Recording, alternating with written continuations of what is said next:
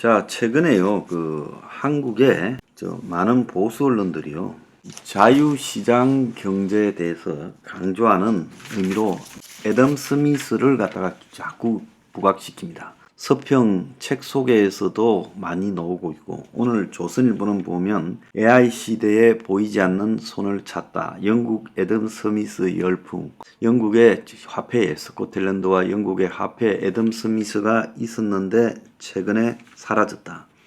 애덤 스미스의 열광하는 까닭은 그는 시장을 뒷받침하는 윤리에 관심이 있었고, 그가 살아있다면 투자할 분야가 교육, 기후, 지속 가능성 이런 걸 거다라고 하는 소리를 하면서 자유시장 경제의 그야말로 비조로서, 원조로서 애덤 스미스를 말하고 있어요.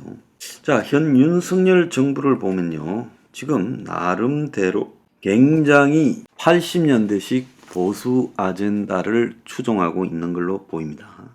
강한 안보, 그리고 동맹 강화, 대기업 낙수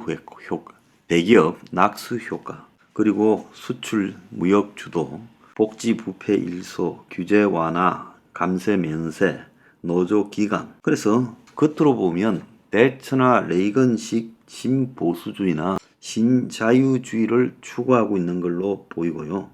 요 근래에는 또 복지 부패 일소를 강조하고 있고, 현금 복지는 없다라고 말을 하고 있고, 자기가 부담하는 복지를 또 언급하고 있습니다. 그게 나쁘다는 거 아니에요. 근데 전반적으로 이 정권의 칼라가 그야말로 80년대식 대처 레이건식 보수주의에 머물러 있고, 그것은 윤석열 스스로가 밀턴 프리드먼식의 자유를 강조해온 데서도 알 수 있고요.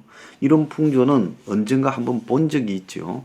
지난 2008년에 MB 정권 들어서 집중적으로 이런 풍조들이 터져 나왔습니다. 그래서 당시 이명박 정부가 지향하는 것이 이명박이 전성기였던 80년대 때 경제를 이렇게 추종하는 것이 아닌가 우려스러운 그런 시각이 있었습니다. 자, 그런데 지금 자본주의라는 것은, 민주주의라는 것은 급격히 변화하고 있다. 그래서 우리가 한국에서 보수들이 강조하는 민주주의와 자본주의는 서구에서 한계가 명백하게 지금 드러났다. 금융위기로 그 한계가 왔고, 그리고 코로나로 더 확인되었고, 최근에 세계적 대공황 분위기에서 이제 완전히 한계에 이르러서 유럽에서는 극우 포퓰리즘의 그 자리를 넘겨주는 양상이고, 또 좀 변형된 행태의 이 사이비적으로는 그야말로 신반동주의라고 해서요, 불평등, 계층, 그리고 인종주의를 인정하는 신파시즘적 형태로 번져가고 있고, 트럼프의 오른팔이었던 스티브 배넌도 이런 시각을 가지고 있다는 거예요. 자, 그래서 이런 다양한 형태로 지금 번져가고 있는데, 한국에서만 윤 정권에 의해서, 그리고 이 기득권을 옹호하는 세력에 의해서 마치 이 신보수주의, 신자유주의 이런 것들이 강조되고 있는 부분에 좀 어이가 없는 측면이 있다는 겁니다. 그래서 제가 경고를 좀 하고자 한다는 거예요. 이렇게 이제 몰고 가다가 경제 위기가 와서 대처를 못할 거라 봅니다. 대처를 못하면요, 현 정권은 이 철진한 신보수주의와 신자유주의를 추종하다가 망해버린 우스꽝스러운 정권으로 기록될 수 있다라는 뼈아픈 충고를 제가 합니다. 자, 얼마 전에 미국이 중국을 의식해 미국식 자유주의를 대변하는 워싱턴 컨센서스를 수정하고 있다라는 진단이 있었죠. 그래서 백악관의 슬리번 보좌관이 브루킹스 연구소에서도 그 말을 했고, 워싱턴 포스트의 국제정치 칼럼니스트 이시안 파루어가 바이든이 이끄는 미국 행정부의 최근 대외 정책을 분석하며 이 같은 결론을 내렸어요. 미국의 트럼프가 아까 말한 신반동주의에 가까운 극우 파퓰리즘 경향을 띈다 하면, 바이든은 그와는 조금은 다른 형태의 나름 민주당식 이 새로운 이 합의를 갖다가 나름 추구하고 있는 걸로 봐요.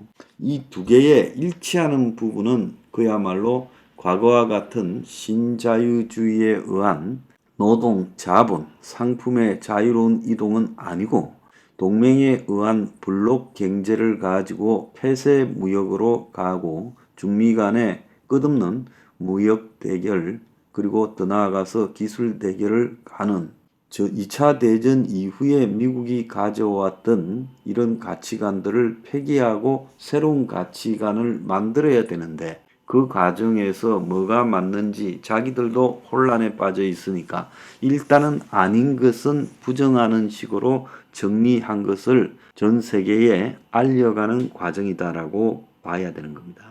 그래서 기존의 워싱턴 컨센서스라는 것은 1989년 미국 피터슨 국제경제연구소의 존 윌리엄슨이 만들어낸 말이에요. 당시 경제 위기를 겪던 중남미 국가들에 대해 미국이 이 개혁 처방이라면서 미국 이 시카고 학파, 시카고 대학을 중심으로 한 밀턴 프리드먼식 하이에크를 잇는 그런 신자유주의 방식인 국영기업의 민영화, 정부 개입 축소, 자유무역, 정부의 긴축 재정, 규제 완화, 외환시장 개방 등을 신자유주의 정책으로 밀어붙였어요. 이때가 1989년입니다. 그러니까 대처가 있고 레이건이 있던 시대니까 그리고 동구권이 몰락해가는 시대니까 이렇게 할 수 있었고 그 직후에 동구권이 몰락하면서 신자유주의가 득세를 했죠. 자, 이후에 워싱턴 컨센서스의 정점이 중국이 미국이 주도하는 가트 체제를 브리튼 우드 체제를 대신하는 WTO에 가입하면서 세계화의 물결을 예고했던 2001년이 정점이었다.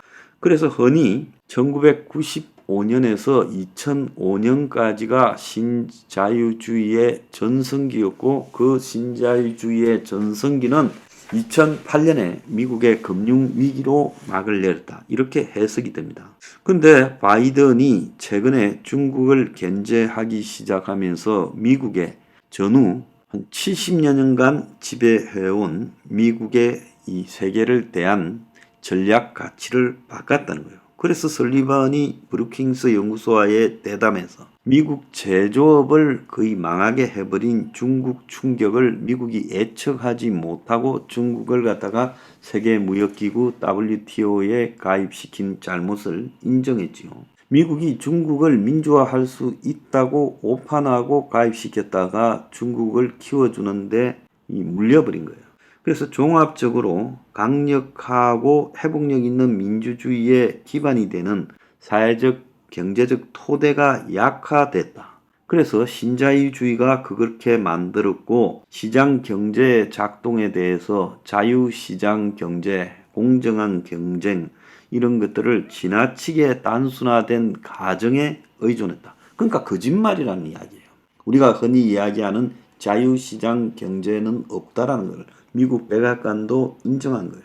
그래서 이 설리반이 바이든의 중산층을 위한 세계 외교 정책을 대변하는 인물이라는 점에서 중산층이 미들클래스가 바이든의 지지 기반일 뿐만 아니라 미국의 동력으로 보는 바이든 입장에서 이제 이런 합의들을 새롭게 만들어 가야 된다는 거예요. 그래서 미국의 자본을 타국이 아니라 자국의 경제력과 기술력에 투자하고 기후변화에 대한 대응, 공중보건 정진 등 공공재에 써야 된다. 그래서 바이든의 이런 정책이 보호무역주의, 고립주의로의 핵이다라고 말을 하고 있기도 합니다. 그렇지만은 이제 자유주의, 신자유주의에서 미국이 발을 빼는 부분에 대해서 이게 두려운 사람들, 두려운 나라들이 시비를 거는 거지. 자, 이게 틀린 방향이 아니다라는 거죠. 미국이 무역협정을 체결할 수 없고 세계 디지털 규칙을 협상할 수 없으며 WTO 판결을 준수할 수 없고 경제적 다자주의에 대한 믿음이 사라져버린 비관적인 시대가 돼버렸고 이제 한 국가가 부유해지면 다른 국가도 부유해지는 포지티브 썸에서 한 국가가 다른 국가를 희생시키면서 성장하는 제로섬 게임으로 변해버렸고 그래서 설리번이 이런 미국이 다른 나라를 부정하는 부분에 대해서 틀린 생각이다라고 말을 했고, 미국 내부에서도 신자유주의의 앞잡이들이 수도 없이 수십 년간의 자유시장 근본 경제가 미국 경제를 취약화하고 국가 안보를 약화시켰고 반도체 의약품 같은 필수 재화를 생산할 수 없는 능력이 미국이 없다. 자, 생산할 수 있는 능력이 없다라는 것을 인정한 것은 솔직한 고백이다라는 사람도 있고, 또 미국 내부에서 금융이나 미국의 IT를 대변하는 사람들은 이걸 또 비판도 하고 있어요. 자, 그런데 결론적으로 우리가 여기서 미국이 새로운 가치를 만들어서 세상에 대한 미국의 관점을 바꾸는 게 아니라 이제 신자유주의 방식으로는 미국이 제조업이 공동화되고 기술력을 상실하고 그리고 외국인 노동자들이 판을 치고 중국만 좋은 일을 시키고 이런 것을 견딜 수 없게 됐다는 거예요. 자, 그래서 이 설리번이 했던 말이 2차 대전 이후 세계 경제 질서를 지배해온 무역에 대한 전통적인 접근 방식, 리카도의 비교 우위라든지 이런 방식이 바탕이 된 신자유주의는 과도하게 단순화된 과정에 기반했고 시장은 항상 생산적이고 효율적으로 자본을 배분하고 성장은 불평등을 없애고 경제 성장은 민주화와 개방으로 이어질 것이라 생각했지만 그렇지 않았다. 이 대목에서 시장은 항상 생산적이고 효율적으로 자본을 배분하고 성장은 불평등을 없애고 이런 발언들이 아담 스미스의 이야기를 후세에서 아주 자기들이 필요한 대로 악용한 신자유주의자들의 잘못된 가정이었다는 겁니다. 그래서 제조업이 공동화되어 버렸고 반도체 품귀 등 반도체를 생산할 능력조차도 갖추지 못했다는 거예요. 그래서 이제 이런 것은 끝이 났다는 겁니다. 앞으로 새로운 틀을 동맹과 협의할 거고 동맹이 상처를 입게 되는 것도 피할 수 없는 내재적 모순이다라고 말을 했어요.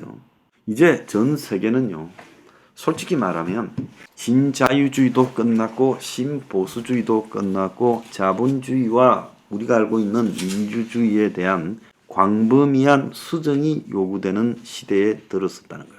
이런 시대에 80년대식 자본주의, 민주주의 관점을 가지고 나라를 다스린다면요, 이 전 세계적으로 번져오는 대공황의 위기에 대처할 수 있겠습니까? 심히 걱정된다. 빨리 바꿔라. 자, 몇 사람이요, 이 정권을 끌어가기 위한 기획을 하는 것 같은데 그 사람들이 MB 때 했던 사람들일 거라고 저는 추정합니다. 대충 들은 이야기가 있지만 들은 이야기만 가지고는 말하지 않겠어요.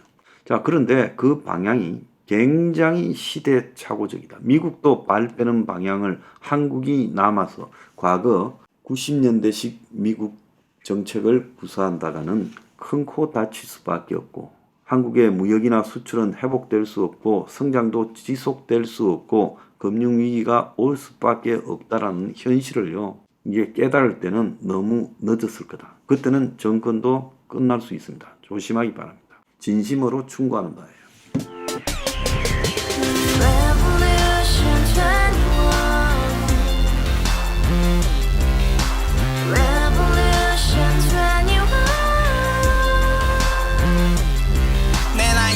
월세 30 코인 빚만 300 서울에 온지 벌써 10년 아둥바둥 버텼지만 여전히 난 반지 하에 제왕 곰팡이 연문제약 내비랑 깡통망통 완전히 폭망 90원 창문만큼 작아진 내 꿈 연애 결혼 내 집 모든 게 헛꿈 1년 전 떠난 여친 울며 말했지 같이 써봤자 평생 가본 게 꼭꼭꼭라지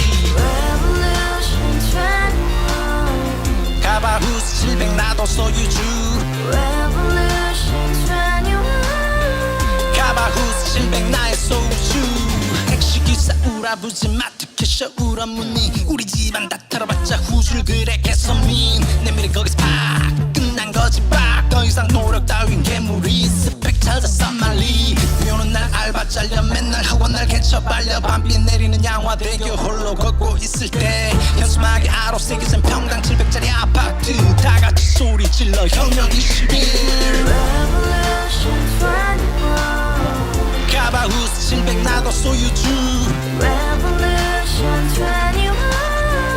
가바후스